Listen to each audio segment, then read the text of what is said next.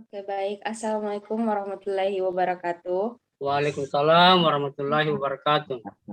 Eh, Kami dari kelompok 5 yang berjumlahkan 3 orang, yakni Fitriani, Nur Ainun, dan Kak Ananda Permatasari. Sebelumnya, puji syukur kita panjatkan kehadirat Allah Subhanahu wa Ta'ala yang telah melimpahkan rahmatnya sehingga kita masih sempat kuliah melalui via online ini. Tak lupa pula kita kirimkan salawat serta salam kepada Nabi Muhammad SAW. Dan sebelumnya saya minta maaf kalau tugas saya tidak sesuai dengan penugasan, Pak. Iya, silakan deh. Dimaklumi ya, silakan lanjut. Yang penting dikerjakan tugasnya ya. Iya. Kami mengangkat sebuah analisis berita, yakni analisis framing pelanggaran kode etik jurnalistik pada pemberitaan COVID-19 media CNN Indonesia. Nah, dalam berita ini, mengapa kami menganalisisnya? Karena sedikit agak menyinggung bahwasanya dalam pemberitaan ini ternyata terdapat pelanggaran kode etik, yaitu pelanggaran kode etik pasal 5, yakni di mana pasal 5 ini adalah wartawan Indonesia tidak menyebutkan dan menyiarkan identitas korban kejahatan susila dan tidak menyebutkan identitas anak yang menjadi pelaku kejahatan.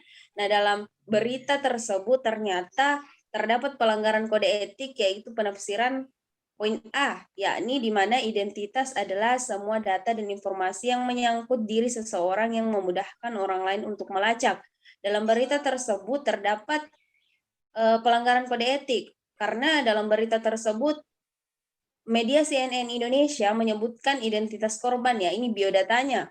Nah, dalam berita tersebut agak disinggung biodata dari korban. Sedikit saya bacakan beritanya, ya ini judul berita tersebut, ya ini pasien positif corona di Indonesia bertambah jadi 19 orang. Perlu saya bacakan. Jakarta, CNN Indonesia. Pemerintah mengumumkan penambahan jumlah pasien positif terjangkit virus corona di Indonesia dari 6 pasien menjadi 19 pasien. Hari ini jumlah kasus yang terkonfirmasi positif sebanyak 19, kata juru bicara pemerintah khusus penanganan COVID-19.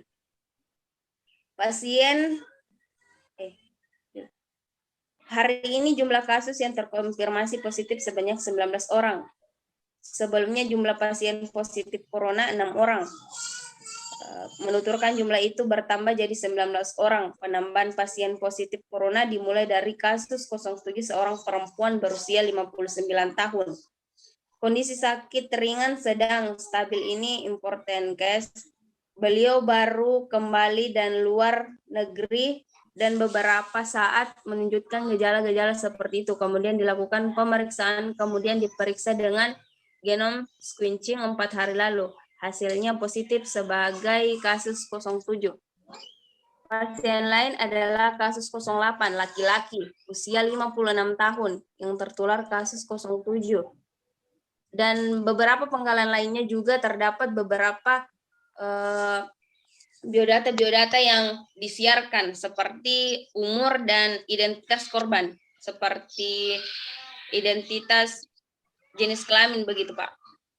Dan kami menganalisis bahwasanya analisis dalam berita ini menggunakan analisis Robert Edman, di mana Robert Edman terdapat empat aspek analisis, yakni pertama yaitu define problem, pendefinisian masalah. Dibingkai oleh CNN Indonesia dalam pemberitaan di sini adalah pelanggaran kode etik jurnalistik yang dilakukan oleh media CNN Indonesia dengan melanggar kode etik jurnalistik pasal 5 yang menyebutkan identitas korban pada pemberitaan tersebut. Permasalahan ini dapat dilihat pada penggalan berita mulai pada paragraf 5. Penggalan berita tersebut adalah pasien lain adalah kasus 08, laki-laki usia 56 tahun yang tertular kasus 07. Yuryanto menyebutkan pasien kasus 07 dan 08 adalah suami istri. Kondisi pasien kasus 08 menggunakan beberapa peralatan infus oksigen. Kemudian aspek kedua yaitu diagnosa kasus. Penyebab masalah yang dibingkai di sini adalah wartawan media CNN Indonesia yang telah melanggar kode etik jurnalistik pasal 5. Seharusnya setiap wartawan ataupun media harus menerapkan kode etik jurnalistik. Dalam pasal 5 sudah jelas menekankan bahwa wartawan Indonesia tidak menyebutkan dan menyiarkan identitas korban. Seharusnya dalam berita tersebut hanya menyebutkan jumlah yang terpapar COVID-19. Tidak perlu menyebutkan biodata si korban seperti pada lead berita. Dalam lead berita tersebut ternyata sudah data, namun dalam si berita tersebut ternyata menyebutkan biodata korban. Seharusnya tidak perlu karena kita harus menghargai korban begitu. Kemudian aspek ketiga yaitu make moral judgment. Penilaian moral di sini jatuh kepada wartawan pada media CNN Indonesia yang tidak mentaati kode etik jurnalistik. Seharusnya pada berita yang dipublish tidak menyebutkan dan menyiarkan identitas korban. Intinya, apa yang dilakukan oleh media CNN Indonesia tidak semestinya dilakukan karena ini merupakan suatu pelanggaran dalam ranah pemberitaan. Banyak paragraf dalam media tersebut yang menunjukkan pelanggaran yang dilakukan oleh media CNN Indonesia. Banyak sekali pelanggaran yang dilakukan oleh media CNN Indonesia yang terlihat pada paragraf-paragraf. Teman-teman juga bisa baca berita yang sudah dipublish. Judul berita tersebut adalah pasien positif corona di Indonesia bertambah jadi 19 orang. Berita tersebut juga masih ada dalam internet maupun media-media lainnya. Berita tersebut juga sudah dipublish pada tanggal 9 Maret 2020 dan masih ada di internet, dan berita tersebut masih ada di internet. Kemudian aspek keempat terakhir, treatment recommendation. Penjelasan masalah yang dibingkai oleh media CNN Indonesia pada pemberitaan di sini adalah sebaiknya media CNN Indonesia lebih jeli dan mentaati peraturan kode etik jurnalistik. Karena setiap lembaga punya aturan dan undang-undang masing-masing, termasuk pada ranah media yang terkait dengan KEJ. KEJ ini adalah singkatan dari Kode Etik Jurnalistik. Sebaiknya dalam berita tersebut hanya menyebutkan jumlah yang terpapar saja dan tidak perlu menyebutkan biodata korban. Seperti pada lead berita yang menyebutkan hanya jumlah korban. Dan saya rasa dalam media tersebut tidak perlu menyebutkan biodata korban. Kemudian kesimpulan. Dari penulisan di atas dapat disimpulkan bahwasanya masih ada media yang tidak mentaati kode etik jurnalistik. Walaupun pers dituntut harus selalu untuk taat kepada kode etik jurnalistik, namun pers ternyata bukanlah malaikat yang tanpa kesalahan. Data yang menunjukkan bahwa pada suatu saat pers ada kalanya melakukan kesalahan atas kekilapan sehingga melanggar kode etik jurnalistik. Mungkin hanya itu yang bisa saya sampaikan dari perwakilan kelompok 5. Selanjutnya saya kembalikan Pak. Baiklah. Assalamualaikum warahmatullahi wabarakatuh. Waalaikumsalam warahmatullahi wabarakatuh. Alhamdulillahirabbil alamin wa bihi nasta'in wa ala umuri dunya waddin wa ala alihi wa ashabihi ajmain amma ba'd. Baiklah, kami dari kelompok 1 yaitu saya sendiri Nur Hikmah Yusuf dan teman saya Nurham dan Akma Febriani ingin mempresentasikan hasil kerja kelompok kami, yaitu menganalisis berita melalui model framing menurut Robert Edman. Baiklah, untuk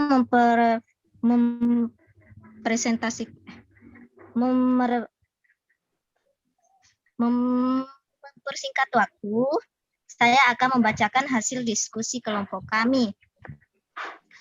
Analis framing model Robert Edman pada pemberitaan usai minum es kopi. Pemuda kejang-kejang lalu tewas di warung kopi Paste. Kompas.com. Dalam kasus ini, model analisis yang digunakan adalah model framing dari Robert Edman. Dalam framing Edman, konsep yang paling dasar adalah merujuk pada bagian memberikan definisi, penjelasan, evaluasi, dan rekomendasi dalam suatu wacana untuk menekankan kerangka berpikir tertentu terhadap peristiwa yang ada. Adapun objek dalam penelitian adalah berita usai minum es kopi. Muda kejang-kejang lalu tewas di warung kopi. Berikut inilah isi beritanya. Parepare-kompas.com. Seorang pemuda bernama Riyad, 23 tahun, dinyatakan meninggal dunia usai mengkonsumsi es kopi di warung kopi Paste, Jalan Mapatola, Kelurahan Ujung Sabang, Kota Parepare, Sulawesi Selatan. Korban adalah teman saya. Awalnya saya kopi bersama. Dia kemudian mengecas telepon selulernya sambil menyeruput es kopi pesanannya. Lalu kemudian kejang-kejang. Jelas Mikael, teman korban. Di Warkop Kopi Paste, Jumat 15 bulan 10 2021 pada sore hari. Melihat temannya kejang-kejang, Mikael kemudian mencabut charger ponsel selulernya. Namun sesaat setelah charger dicabut, korban terjatuh ke lantai warkop, tetapi masih dalam keadaan kejang-kejang. Kejadian itu sontak membuat warkop tersebut heboh. Saat melihatnya kejang-kejang, saya mencabut charger. Awalnya saya mengira tersengat aliran listrik dari charger ponselnya. Namun saat charger dicabut, ia kemudian terjatuh dari kursi dan masih kejang-kejang, kata Mikael. Mikael kemudian memanggil petugas kesehatan call center 112 yang langsung datang ke tempat kejadian perkara. Petugas kemudian melakukan pertolongan pertama, tetapi naas korban tidak tertolong. Ia kemudian dibawa ke Rumah Sakit Sumantri, setelah itu dibawa ke rumah duka, ujar Mikael. Sementara itu, Polres Parepare, Sulawesi Selatan belum bisa menentukan penyebab kematian korban usai meneguk es kopi di warkop itu. Kami belum bisa menganalisis apa penyebab kematian korban. Menurut saksi, korban mengecas ponsel sambil menyeruput es kopi. Sesaat setelah kejang-kejang dan terjatuh dari kursi di mana ia duduk. Papar Kasat Reskrim Polres Parepare, Sulawesi Selatan, AKP Asian Sihombing. Adapun kesimpulan analisis terkait berita tersebut yakni yang pertama, pendefinisian masalah. Seorang pemuda berusia 23 tahun tewas usai mengkonsumsi kopi di warung kopi Paste, Parepare. Korban yang mengecas selulernya sambil menyeruput kopi tiba-tiba mengalami kejang-kejang hingga membuat warkop tersebut heboh. Namun pihak Polres Parepare belum bisa menganalisis penyebab kematian korban yang sebenarnya. Yang kedua, perkiraan penyebab masalah. Pemuda bernama Rian, 23 tahun tewas usai mengkonsumsi kopi dalam keadaan kejang-kejang. Adapun saran yang dapat kami simpulkan yaitu Polres Parepare, Sulawesi Selatan diharapkan agar bisa segera menentukan penyebab kematian korban usai menunggu es kopi di warkop itu. Baiklah, itulah tadi pemaparan dari kelompok kami. Mohon maaf jika masih belum sesuai harapan Bapak. Dikembalikan kepada Bapak. Assalamualaikum warahmatullahi wabarakatuh. Perkenalkan, saya Herawati, perwakilan dari kelompok 2 yang akan memaparkan hasil analisis berita menggunakan teori framing. Adapun teman kelompok saya yaitu Luciana dan Alwin Daniel Saputra. Analisis framing pada pemberitaan Facebook ganti nama Meta. Gimana nasib WhatsApp dan Instagram pada media CNBC Indonesia? Dalam berita ini, model framing yang akan kami gunakan dalam analisis kami yaitu framing dari Robert Edman. Framing model Robert Edman memiliki konsep yang paling mendasar merujuk pada bagaimana memberikan definisi, penjelasan, evaluasi, rekomendasi dalam suatu wacana untuk menekan kerangka berpikir tertentu terhadap peristiwa yang ada. Adapun objek dalam penelitian ini adalah berita dari media CNBC Indonesia yang dirilis pada 1 November 2021. dengan judul Facebook ganti nama Meta. Gimana nasib WhatsApp dan Instagram? Adapun isi beritanya dapat dilihat dari laman CNBC Indonesia. Saya akan langsung saja membacakan hasil dari analisis kami atau kesimpulan yang telah kami ambil terkait berita tersebut, yakni pendefinisian masalah. Perusahaan Facebook resmi merubah nama menjadi Meta, namun yang menjadi masalah adalah bagaimana nasib produk lain di bawah perusahaan tersebut, seperti WhatsApp dan Instagram. Kedua, perkiraan penyebab masalah. Seperti yang kita lihat dalam berita, pendiri dan kepala Facebook, Mark Zuckerberg, akhirnya mengumumkan penggantian nama perusahaan menjadi Meta, sehingga adanya ketidakpastian akan nasib produk-produk lain di bawahnya. Apakah mengiringi perubahan besar atau hanya berdampak kecil? Ketiga, penjelasan. Tampak setelah resmi berubah nama perusahaan, tidak ada perubahan besar dalam susunan produknya. Hanya ada perubahan kecil dari pengantar ketika membuka aplikasi pada Android, seperti yang dijelaskan dalam berita. Sebelumnya, saat membuka aplikasi akan terlihat WhatsApp from Facebook, namun akan berubah menjadi WhatsApp from Meta. Ini terlihat dalam pembaruan beta tak lama setelah perusahaan mengumumkan nama perusahaan baru. Terlihat nama Meta lengkap dengan simbol infinity-nya terpampang di bagian bawah layar. Pada bagian footer setting nama WhatsApp from Facebook juga terlihat dihapus. Di saat mengumumkan nama baru itu, Zuckerberg menjelaskan nama perusahaan sebelumnya terikut dengan satu produk, jadi tak mewakili semua aktivitas yang dilakukan pihaknya termasuk di masa depan. Keempat, saran. Setelah menganalisis berita, adapun saran yang kami berikan, sebenarnya beritanya sudah lengkap, hanya memerlukan sedikit detail yang lebih banyak. Itulah pemaparan hasil analisis kami. Kurang lebihnya mohon dimaafkan. Wassalamualaikum warahmatullahi wabarakatuh. Assalamualaikum warahmatullahi wabarakatuh. Saya Siti Mahdinar Muhsen selaku perwakilan dari kelompok 3 akan mempresentasikan hasil kerja kami, yaitu tentang analisis framing model Robert Altman, yaitu pembunuhan wartawan dark number. Sebelumnya rekan saya Anita dan Muhammad Nursam memberikan kepercayaan kepada saya untuk menjelaskan dan mempresentasikan hasil kerja kami dengan melalui video ini. Yang pertama yaitu problem definition. Permasalahan yang diangkat tentang wartawan yang mengalami kekerasan pada saat menjalankan tugas pers sudah diatur dalam Undang-Undang Nomor 40 Tahun 1999 tentang pers dan membahas bentuk kekerasan dan akibatnya bagi wartawan dan menjelaskan tentang kasus pada wartawan dark number dan kasus dark number.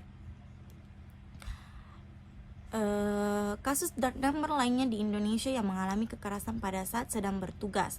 Namun masyarakat Indonesia dalam hal ini memang banyak belum mengetahui bagaimana penggunaan hak jawab, sehingga dalam praktiknya banyak terjadi tindak kekerasan yang dilakukan oleh pihak yang merasa dirugikan. Dalam hal ini, penyelesaian kasus tindak kekerasan ini juga Dewan Pers sudah membuat surat ketentangan bahwa wartawan tersebut harus didampingi oleh perusahaan pers.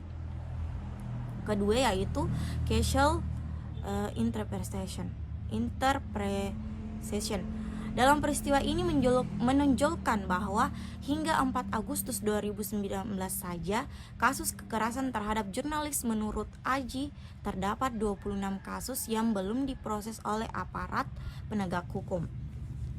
20 diantaranya merupakan kasus kekerasan pada aksi demonstrasi pada 22 sampai 23 Mei. Tindak kekerasannya meliputi pemukulan, penamparan, intimidasi, persekusi, ancaman, perampasan alat kerja jurnalistik, penghalang liputan, penghapusan video dan foto hasil liputan, pelemparan batu hingga pembakaran motor. Sebagaimana yang sering diberitakan para wartawan yang meliput kekerasan terhadap jurnalis merupakan pelanggaran pidana sebagaimana diatur dalam pasal 18 Undang-Undang Nomor 40 Tahun 1999 tentang pers. Menurut data yang dikumpulkan Aliansi Jurnalisme Independen atau AJI pada periode 1 Januari sampai dengan Mei 2000 terjadi 43 kasus teror dan kekerasan terhadap wartawan wartawan dan media. Dari 43 kasus itu, 24 kasus oleh polisi, tentara, dan pejabat pemerintah, sedangkan 2 kasus yang lain tidak teridentifikasi pelakunya. Menurut Sekjen AJ Didik Supriyanto, jumlah kasus yang sebenarnya mungkin lebih besar lagi. Yang ketiga yaitu moral evaluation. Dalam peristiwa pembunuhan kasus kematian Eluddin wartawan media Berita Sore di Nias tahun 2005, korban dianiaya dan diculik oleh Ama Karisma alias Ama Simon yang kemudian ditetapkan menjadi tersangka utama. Namun karena ditemukan ada kejanggalan, berkas yang dikirim penyidik ke jaksa dikembalikan dan jaksa meminta hasil visum, namun akhirnya visum tidak dilakukan karena korban tidak ditemukan keberadaannya atau menghilang. Yang terakhir yaitu treatment recommendation. Merekomendasikan agar kasus pembunuhan tindakan kekerasan dilakukan ini seharusnya tidak terjadi karena sesuai dengan pasal 8 Undang-Undang Nomor 40 tahun 1999, wartawan dilindungi secara hukum pada saat menjalankan tugas jurnalistiknya. Dalam hal ini, peliputan yang mereka lakukan merupakan bagian dari tugas jurnalistik mereka sebagai wartawan. Nah, itulah tadi penjelasan saya tentang hasil kerja kami. Kurang lebihnya mohon dimaafkan. Assalamualaikum warahmatullahi wabarakatuh. Oke, Assalamualaikum warahmatullahi wabarakatuh. Saya dari kelompok 6. Perkenalkan, nama saya Puspidasari dan rekan anggota saya Andi Alif Kanurul. Kali ini kami akan mempresentasikan berita yang judulnya itu Relawan Jokowi Sosialisasi Lewat Campur Sasi. Bentuk berita jurnal ini didapat dari Harian Duta Masyarakat.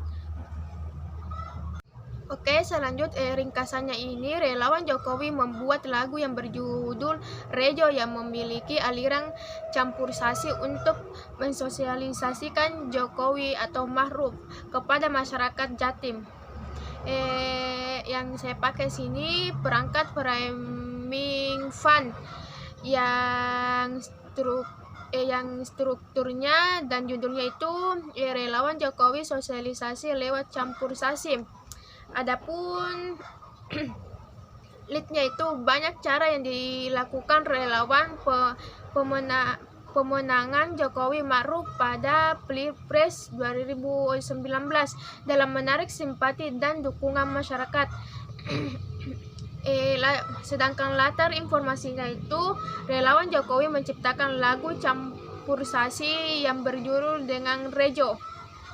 Dan adapun kutipan sumbernya yaitu Dajjal sendiri ini ditulis atas pernyataan santri Ahmad Said dan Prabowo Subianto. Paragraf akhir dalam berita ditulis atas pernyataan Kapres Prabowo Subianto yang berjanji mewujudkan keinginan rakyat untuk hidup sejahtera. Sedangkan struktur skripnya itu ada apa? Santri teriak Prabowo Presiden saat kampanye di pondok pesantren atau Hiyat. Oke.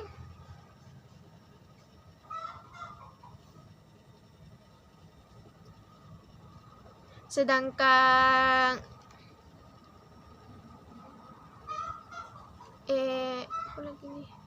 kutipan sumbernya itu ada juga berharap Prabowo jadi presiden agar harga diri bangsa tidak diinjak-injak lagi. Misalnya itu ganti presiden lah, jangan kayak Jokowi terus kayak gitu. Dan adapun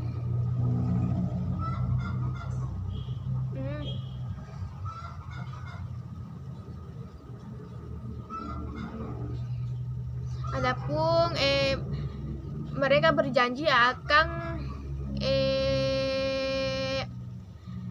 memenuhi syarat masyarakat untuk bersejahtera kepada masyarakat lainnya. Sedangkan